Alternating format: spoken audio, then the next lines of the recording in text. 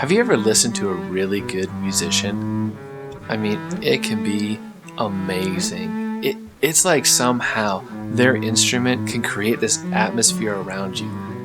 Like somehow their music can just grab a hold of you and take you to this different place that it's like they can transform your thoughts and your emotions. It's almost like you can feel life in a deeper fashion. Of course, that's only if it's a good musician. I remember when my son, he was 7 years old, and he had a concert at school, and all the kids, they had practiced and practiced to make this song right. But there's this one kid there, he just sounded horrible. I mean, he threw everything out of whack.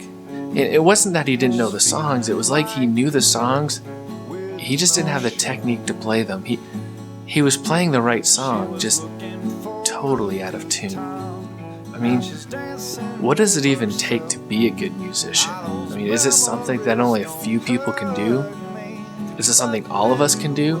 I mean, do we all have the potential to be a good musician? But only a select group of people actually hone that skill? My name's Melissa, and I'm a professional musician. My parents are both musical. My dad is a classical violinist, and my mom is a folk musician. She likes to sing and plays a little guitar. And so from my dad, I got this sort of more disciplined sense of what music is, and he's very knowledgeable and very well rehearsed as a musician. And from my mom, I got sort of the social side of playing music. She and her friends love to get together and sing together. So growing up, I was very fortunate to experience music as both a discipline and a social activity. And as a kid, I started playing cello when I was 8 years old, and I played in school and took private lessons with an elderly woman in my town.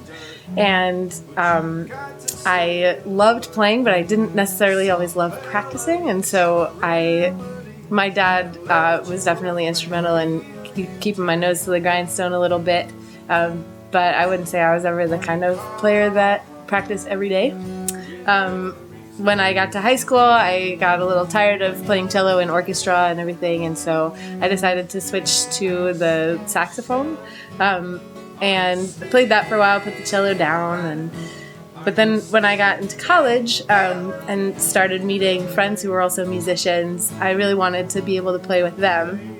So I asked my parents to bring my cello up to school so that I could get back into playing, and that's when I started learning to improvise. And sort of got into playing more freely, because before that I had always played classical music, played from sheet music. That was also the first time I started performing in front of people outside of like a large group, like an orchestra, which was extremely nerve-wracking. When I was a kid, and especially when I first started out, in order to make any progress at all, to get to where I wanted to play, I had to practice regularly. So at least a few days a week, you have to be working on it if you want to move forward when you first start. And then later on, I found that I entered this sort of cycle where I would practice a lot for a while and get better, and then stop playing for a while and get worse. And when I picked the instrument back up again, when I started to play, I would get blisters and I would be really frustrated with myself.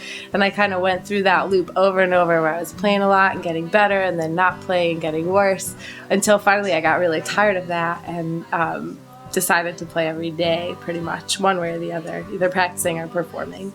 And at this point, now that I am playing every single day, like, I don't experience that frustration anymore of like falling backwards. I'm like, 10 steps forward and 15 steps back, and not a fun way to operate. So it feels good to have sort of a steady, a steady habit of playing, to be able to continue to move forward without taking steps back. See, it's a lot like life. The decisions we make, they're the notes we're playing for others to hear. And those decisions, they become habits. And those habits, they become our song. And just like a musician learns their craft over time, we learn the art of being human. We learn the art of living life. And there are these times when we as humans, we're all on the same page. We're singing the same song and we're in tune with each other. And it sounds beautiful. But it only takes one person to really mess everything up. It usually is just one decision, one choice. And soon you've got a jumbled up noise. You don't have music anymore. It sounds horrible. You see, the question isn't, can we play the song? The question really is, are we learning to play the song in tune? My band is called The Moon and You, and we are a cello and guitar duo with Ryan Furstenberg. We're both songwriters, and we do a lot of harmony singing together. And we play an equal mix, I think, of one another's songs. Sometimes Ryan adds in some hand percussion and some harmonica to what he's doing, which is really cool. And we spend about half of each month traveling. It's really fun. We are our own bosses. We get to decide where we're going when. We get to go to the beach a lot in the summertime because we book shows at the beach. We just kind of run the whole shebang, and it's a ton of work. We don't really have a lot of days off, but the payoff is awesome because we get to run our lives. We don't have to answer to anybody, and we get to do what we love for a living, which is huge. It's up to us. We can live in harmony with those around us and produce such a beautiful sound. Or we can play out of tune and just create noise that no one can stand. I mean, this life we live, this song we sing, it has such great potential to be an amazing melody. What does your song sound like?